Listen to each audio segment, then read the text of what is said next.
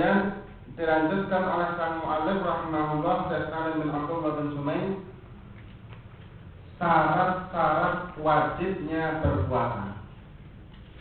Ini sudah kita bahas, kalau syarat sah puasa, maka orang tersebut kalau tidak mempunyai syarat-syarat sah puasa tidak akan sah puasanya, baik orang itu wajib puasa atau tidak.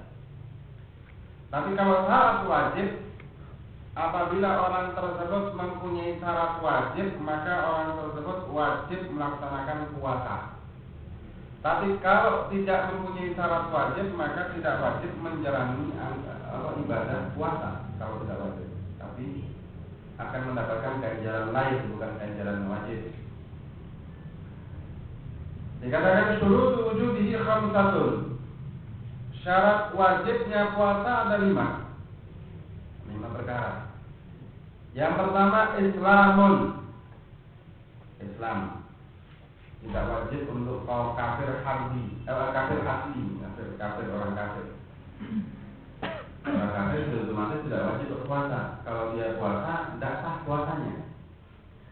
Tapi kalau murtad, ini wajib puasa, tapi puasanya tidak sah. Orang murtad itu semua ibadahnya wajib, tapi melakukan ibadah tersebut tidak sah.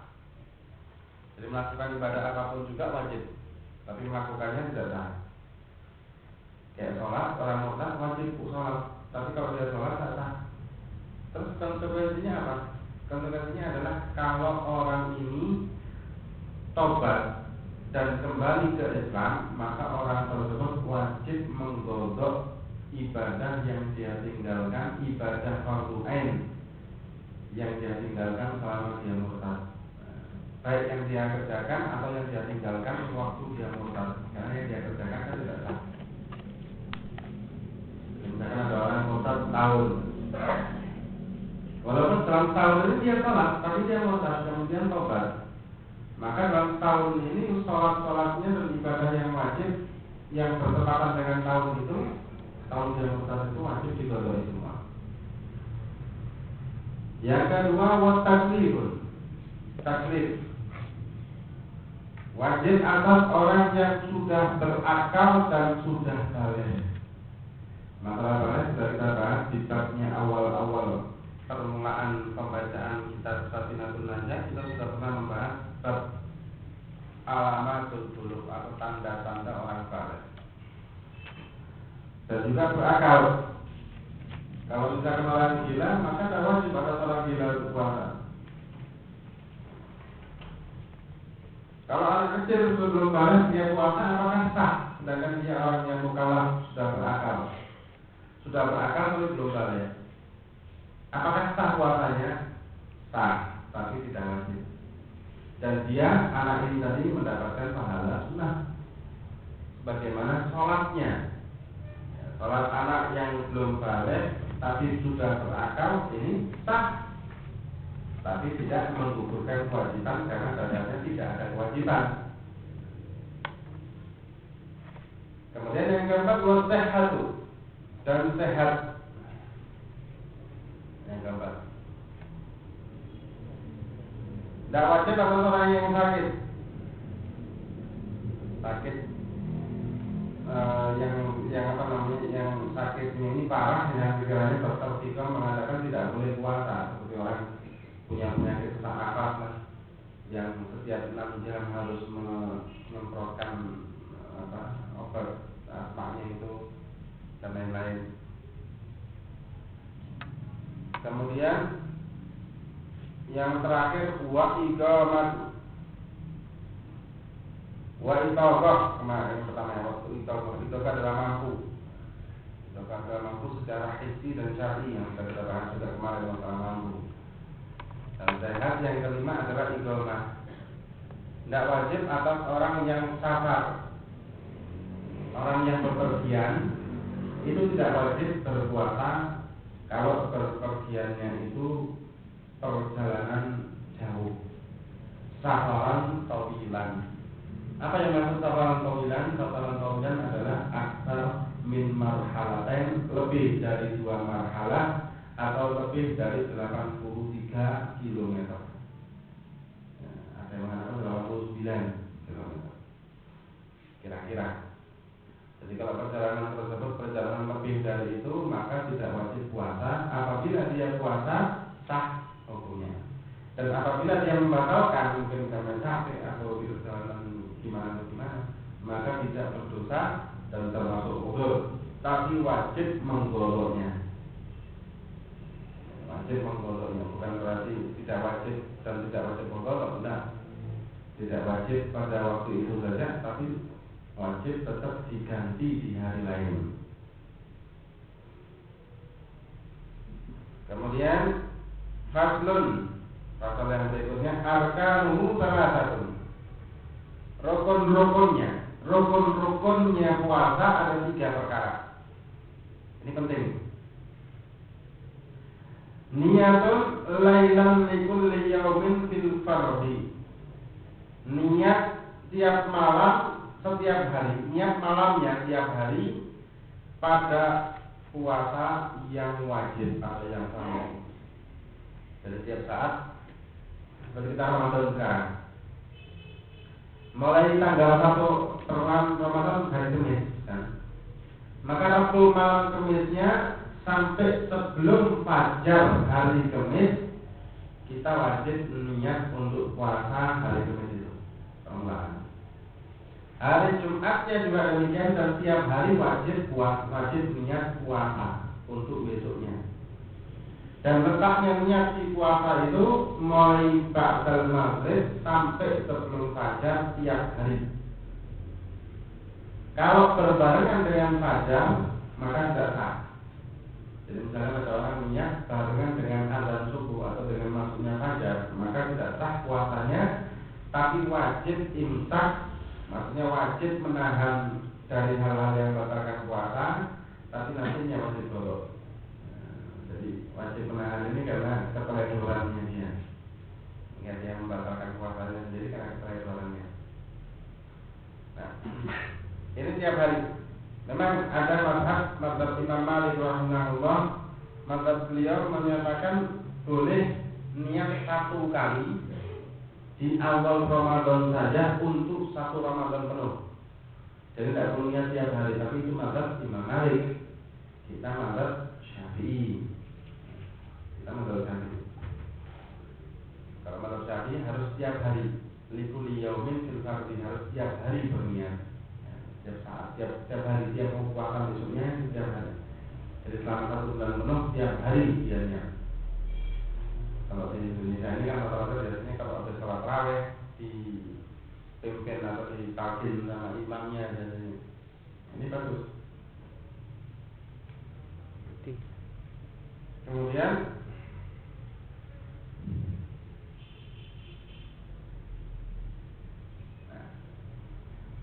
ada sebagian ulama seperti Al-Habib Ahmad bin Umar Asy-Syadzili rahimahullah, beliau seorang ulama besar, pengarang kitab Yaqutun Nafis, dan juga ulama-ulama yang lain di mazhab Syafi'i menyatakan kita dari awal Ramadan boleh niat seperti mazhab Malik.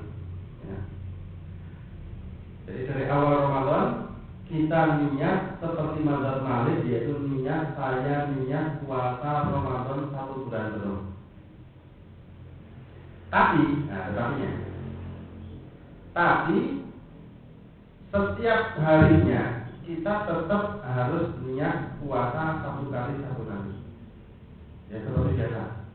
Tapi sebelumnya kita sudah niat untuk 1 Ramadan penuh. Apa keuntungannya? Keuntungannya katanya ulama, keuntungannya kalau misal, yang bukan kita pada umur, misal orang tersebut tengah-tengah puasa meninggal, ya, atau hari pertama, kedua terus meninggal, maka orang tersebut akan dibangkitkan dan dia mendapatkan pahala puasa 1 bulan penuh yang belum kesampaian.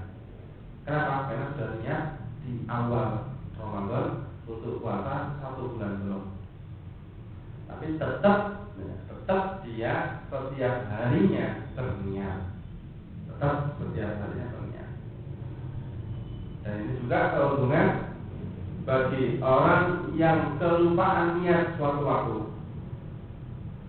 Suatu waktu dia kelupaan niat,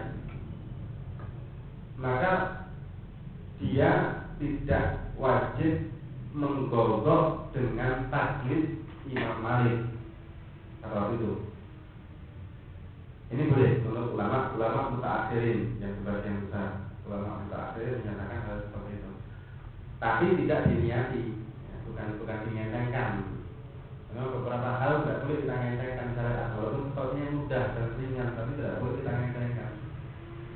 Walaupun bukan pendapat muktamad, tapi tidak boleh kita ngentengkan hanya dalam keadaan kepepet baru kita pakai. Ini untuk apa? Untuk melatih diri kita tidak meremehkan syariat. Islam memang agama yang ringan, tidak memberatkan. Yassiru fala tu'assiru. Mudahkan, jangan dipersulit. Ya, memang betul. Tapi Islam dalam hakikatan memang agama yang sangat mudah. Maka dari itu jangan dipermudah lagi. Jangan dipermudah, karena akan mengakibatkan meremehkan ajaran syariat Islam atau agama Islam itu sendiri. Seperti misalnya masalah jamak, jamak muktamad harus lebih dari 83 km. Kalau tidak boleh jamak dan qasar.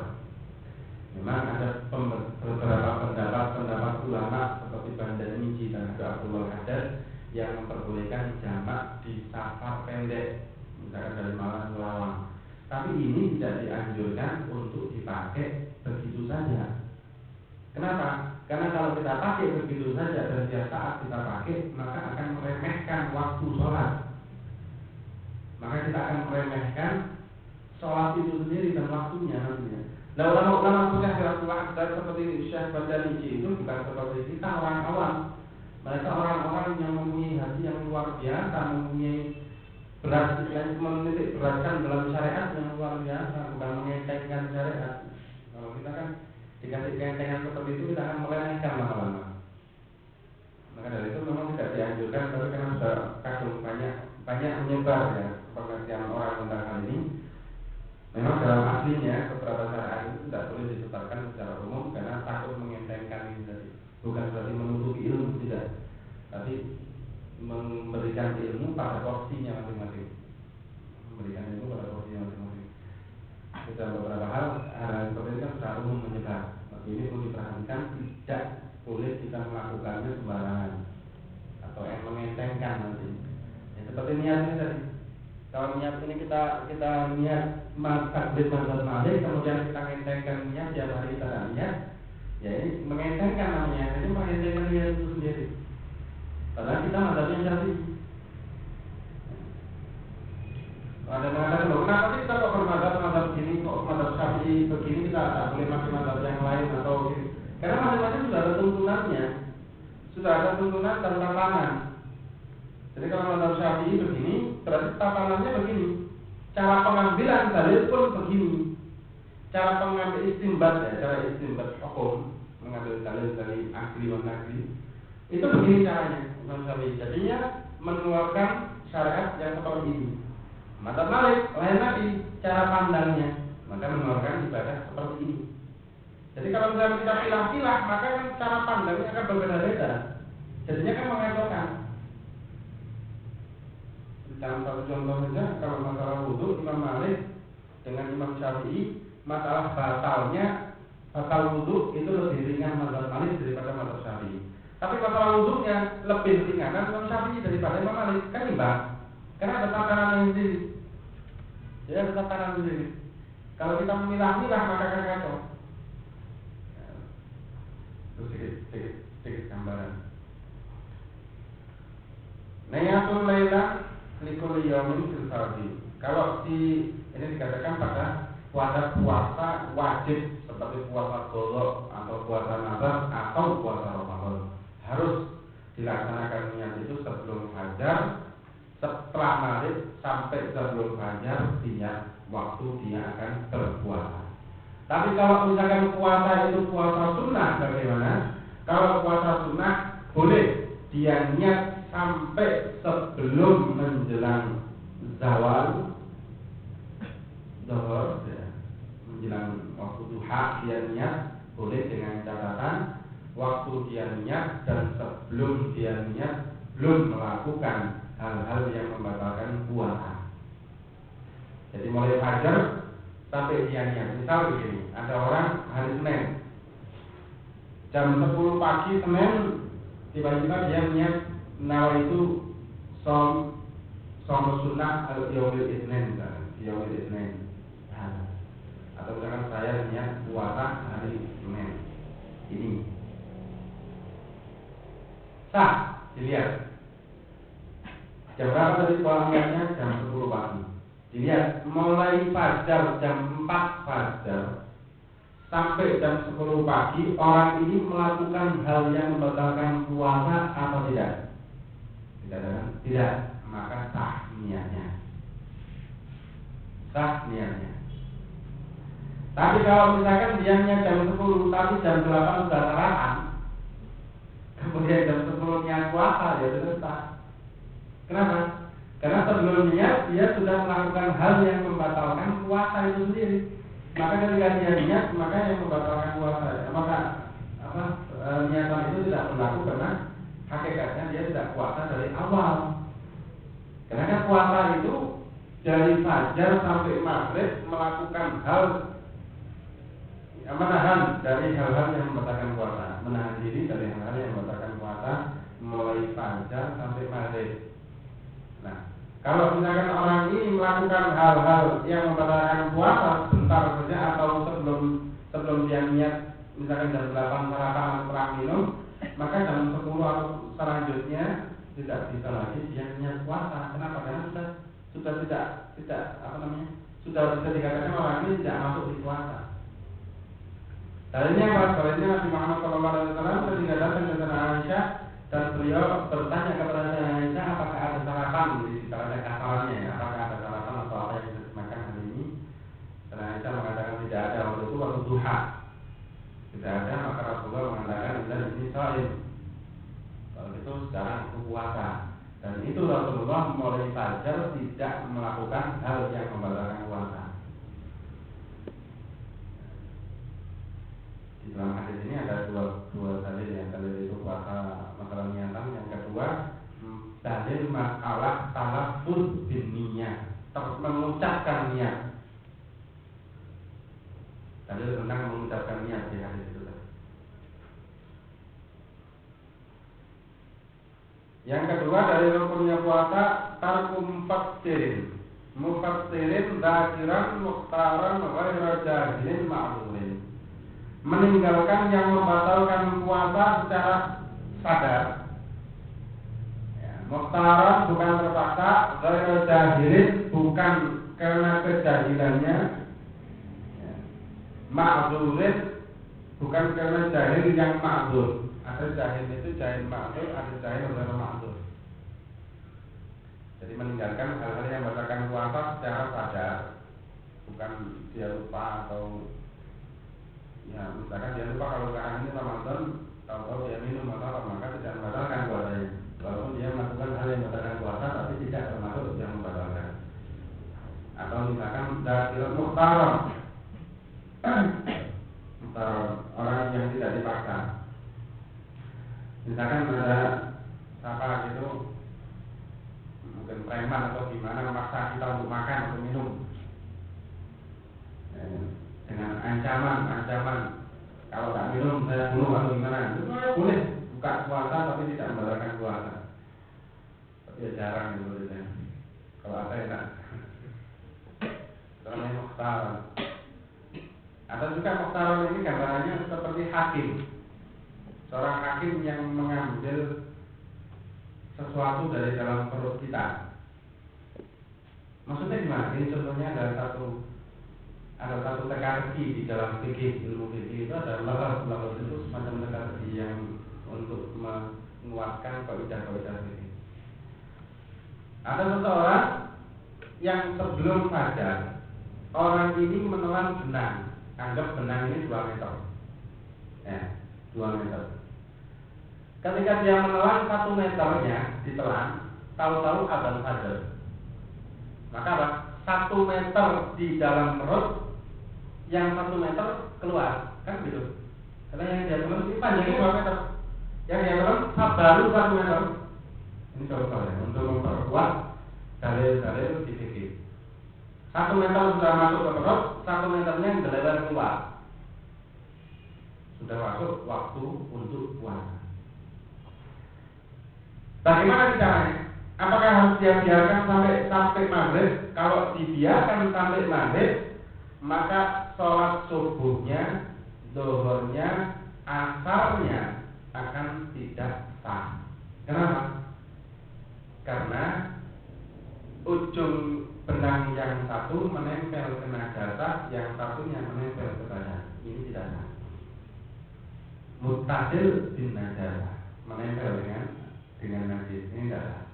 Ini kita tidak bahas masalah ini karena masalah sholat. Yang kita bahas adalah masalah puasanya. Terus kalau ditarik benang itu akan batal puasanya. Kenapa? Mengeluarkan sesuatu dari dalam perut, dari dalam job atau rongga dengan sengaja, termasuk takoyuk atau muntah dengan sengaja. Ini termasuk juga muntah dengan sengaja, mengeluarkan sesuatu dari dalam perut dengan sengaja membatalkan puasa. Dicabut batal. Terus ditelan semuanya, ya sudah batal juga kan? Yang 1 meternya langsung ditelan lagi, ya batal karena memasukkan benda atau sesuatu ke dalam rongga. Batal juga. Tarik batal, telan batal, dibiarkan. Tidak sah sholat, tidak sholat. Bagaimana terus jalan keluarnya? Jalan keluarnya dia pergi hakim yang ditunjuk pemerintah, penguasa inilah yang mencabut benang itu tadi, maka tidak batal karena ghairu mukhtar. Ini contoh untuk lagi ada apa ya benang ya? Yang menurut benang itu apa? Nah, maksudnya ini contoh untuk menguatkan di kaidah fikih. Kalau kita buka di kalau kita buka fikih yang berisi hawasi ya, betul-betul ya, misalkan kayak seperti yang Baijuri yang buat dia besar, atau misalkan kitab-kitab yang lain, itu berisi banyak contoh-contoh seperti ini yang agak kadang-kadang sepertinya tidak masuk akal begitu, tapi ini sebetulnya untuk memperkuat argumen ini tadi, memperkuat argumen kaidah fikih seperti itu. Ini masalah dari muhtar. Terus ghairu jahil ma'dzurin, yang bukan orang jahil atau orang bodoh dalam hal batalnya puasa secara ulur. Misalkan dia puasa, kemudian dia minum, kemudian ditanya, kenapa kok minum? Dia nggak tahu kalau minum ini batal puasa. Jahil kan? Jahil. Apakah batal? Dilihat jahilnya ini uzur atau tidak? Maksudnya, karena jahil itu ada 2. Ada yang bi'udhrin, ada yang bi'ghairi udhrin.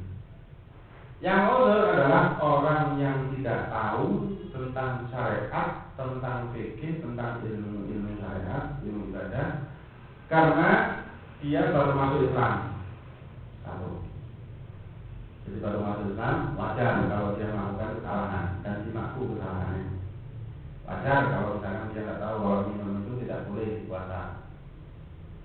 Misalnya Nasrani ada beberapa Nasrani yang kalau tidak salah puasanya itu 24 jam, tapi puasa dari makan, tidak dari minum. Minum boleh, makan enggak.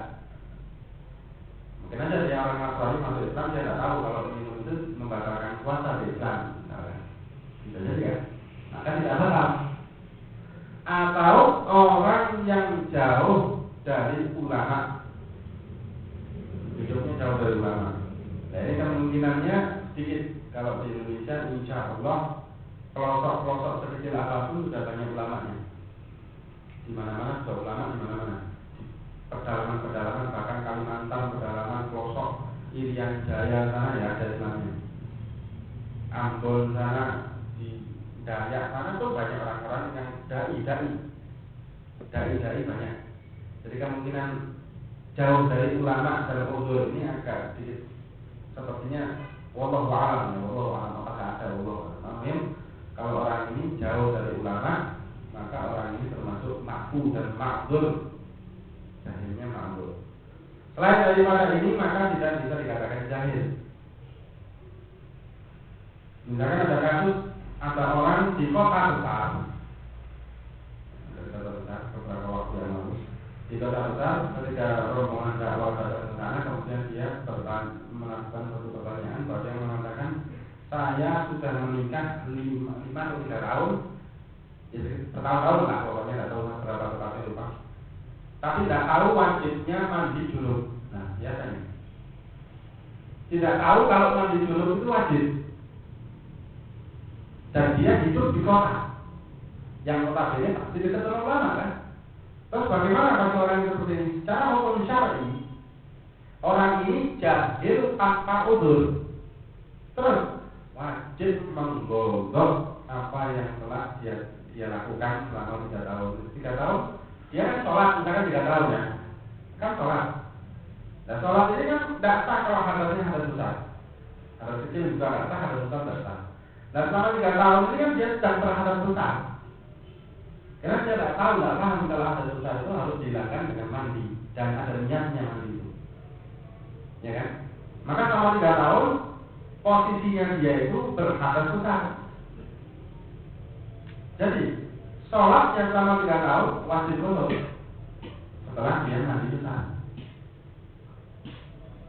Loh kan kasihan loh. Ya salahnya dia sendiri, kenapa dia itu dekat dengan ulama kok tidak bertanya? Nah, dalam masalah syariat kita tidak bisa langsung mengarang sendiri, atau kita harus tuntunan ulama. Yang ulama itu tidak mengarang sendiri, tapi dengan atas tanah silsilah yang ke atas. Kalau beberapa kelompok ada yang dengan pikiran sendiri katanya, dengan pikiran sendiri cukup melihat terjemahan Al-Quran, cukup kita pikir sendiri, kita akal-akal sendiri, maka itu jadilah syariat Allah. Ini jadi kacau balau. Otak kita, akal kita dibandingkan dengan ilmunya Allah berapa besar? Dibandingkan dengan kalam Allah Al-Quran bisa berapa? Kalau dikatakan oleh Nabi Khidir alaihissalam menyontohkan ilmunya Allah yang kita ambil, ilmunya Allah dari lautan ilmunya Allah yang kita ambil, diibaratkan oleh Nabi Khidir ada burung camar yang masuk ke lautan mengambil ikan, kemudian menyemplok di buritan kapal. Itu ada tetesan airnya kan, tetesan air setelah dia masuk ke lautan. Dikatakan Nabi Khidir itu tetesan air itu tampil ibarat ilmu kita yang kita ambil dari lautan ilmunya Allah. Apa bedanya? Ya jauh berbeda. Tak tetes berapa tetes dengan lautan. Ya. Dan ini perlu diperhatikan orang-orang yang seperti ini, bahkan dengan berani mereka mengkritik Al-Quran dengan akal mereka dan mendewakan akal. Ini orang-orang yang melakukan hal tersebut atas nama Islam, padahal secara hakikat mereka melakukannya dengan membuat agama baru. Secara hakikat seperti itu, naudzubillah. Dan moga-moga bermanfaat bagi kita. Maksudnya ada pertanyaan?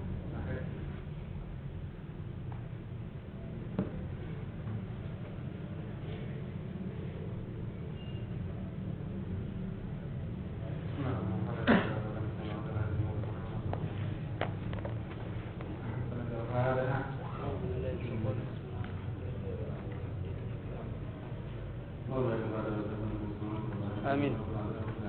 Amin. Amin. Amin.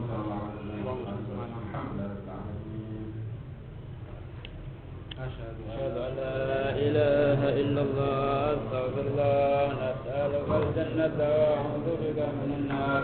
Asyhadu an la ilaha illallah, astaghfirullah, nas'aluka al-jannata wa a'udzu bika minan nar.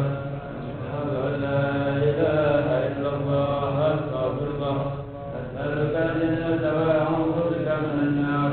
Allahumma innaka afuwwun tuhibbul 'afwa fa'fu 'anna. Allahumma innaka afuwwun tuhibbul 'afwa fa'fu 'anna. Allahumma innaka afuwwun tuhibbul 'afwa fa'fu 'anna ya karim.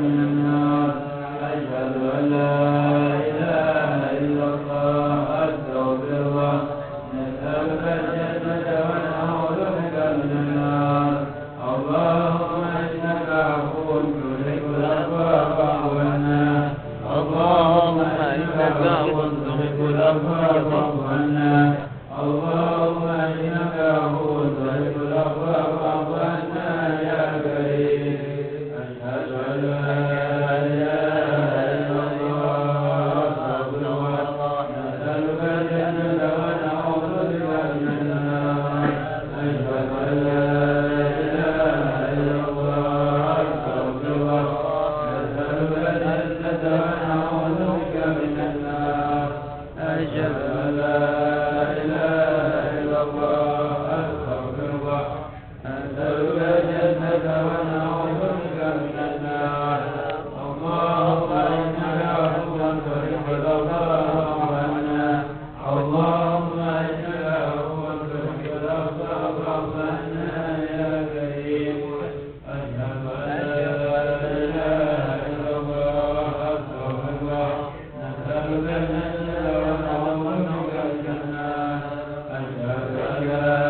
إله إلا الله أستغفر الله نسألك الجنة ونعوذ بك من النار أشهد أن لا إله إلا الله أستغفر الله نسألك الجنة ونعوذ بك من النار أشهد أن لا إله إلا الله أستغفر الله نسألك الجنة ونعوذ بك من النار اللهم إنك عفو تحب العفو فاعف عنا اللهم إنك عفو تحب العفو فاعف عنا اللهم إنك عفو تحب العفو فاعف عنا يا كريم أشهد أن لا إله إلا الله أستغفر الله نسألك الجنة ونعوذ بك من النار أشهد أن لا إله إلا الله أستغفر الله نسألك الجنة ونعوذ بك من النار أشهد أن لا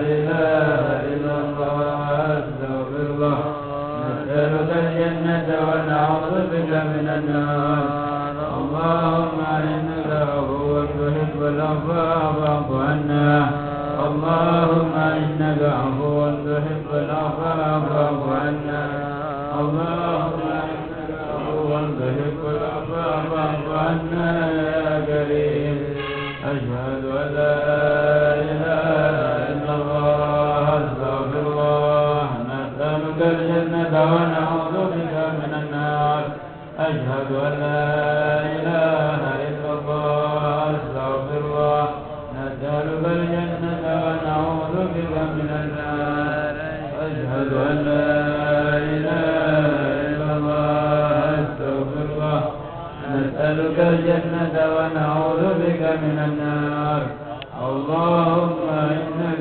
عفو تحب العفو فاعف عنا اللهم إنك عفو تحب العفو فاعف عنا اللهم إنك عفو تحب العفو فاعف عنا يا كريم أشهد أن لا إله